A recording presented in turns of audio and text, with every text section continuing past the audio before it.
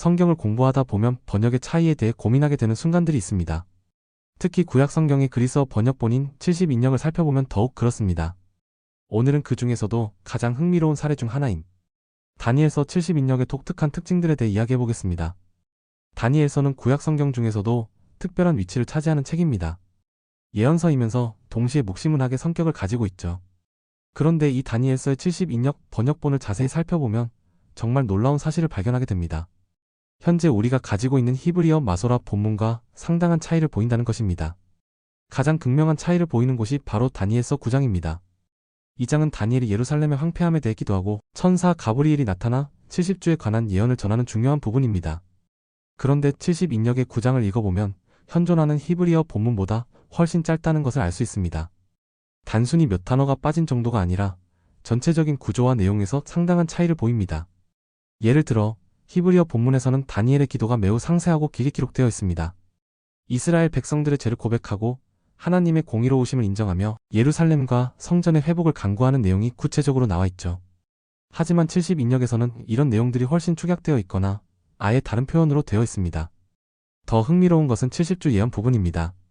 이 예언은 기독교 종말론에서 매우 중요하게 다뤄지는 내용인데 70인역과 히브리어 본문 사이의 차이가 해석에 상당한 영향을 미칩니다. 히브리어 본문에서는 7이레와 62이레라는 구체적인 기간 구분이 나오지만 70인역에서는 이런 세부적인 구분이 모호하거나 다르게 표현되어 있습니다.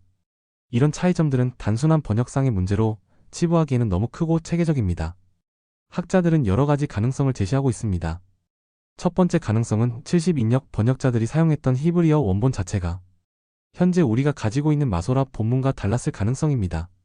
쿰란에서 발견된 사해 두루마리들을 보면 같은 성경 본문이라도 여러 가지 다른 형태로 전승되었다는 증거가 있거든요. 두 번째 가능성은 번역자들의 의도적인 편집입니다. 70인역이 번역된 시기는 대략 기원전 3세기에서 1세기 사이로 추정되는데 이 시기는 유대교가 헬레니즘 문화와 만나면서 다양한 변화를 겪던 때였습니다. 번역자들이 그리스어를 사용하는 독자들을 위해 내용을 재구성했을 가능성도 있습니다. 세 번째로는 전승 과정에서의 변화를 생각해 볼 수 있습니다. 고대에는 모든 텍스트가 손으로 베껴지면서 전해졌기 때문에 베끼는 과정에서 실수나 의도적인 수정이 일어날 수 있었습니다. 특히 다니엘서처럼 복잡한 예언적 내용을 담고 있는 책의 경우 더욱 그랬을 것입니다.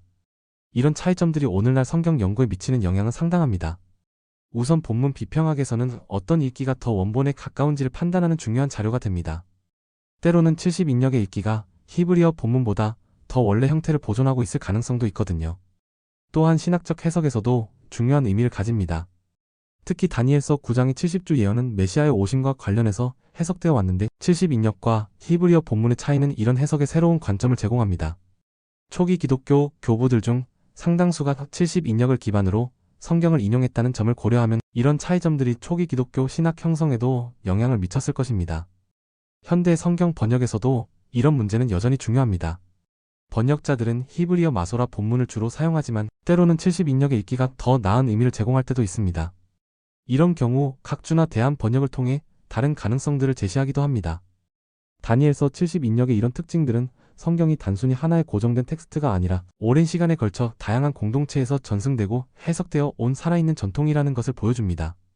각각의 본문 전통은 그 나름의 가치와 의미를 가지고 있으며 이들을 비교 연구함으로써 우리는 성경 본문에 대한 더 깊은 이해에 도달할 수 있습니다. 결국 다니엘서 70인역과 히브리어 본문의 차이는 단순한 번역의 문제를 넘어서 고대 유대교와 초기 기독교의 성경 이해, 그리고 오늘날 우리의 성경 해석에까지 영향을 미치는 중요한 주제입니다. 이런 차이점들을 인식하고 연구하는 것은 성경을 더 정확하고 풍부하게 이해하는 데 도움이 될 것입니다.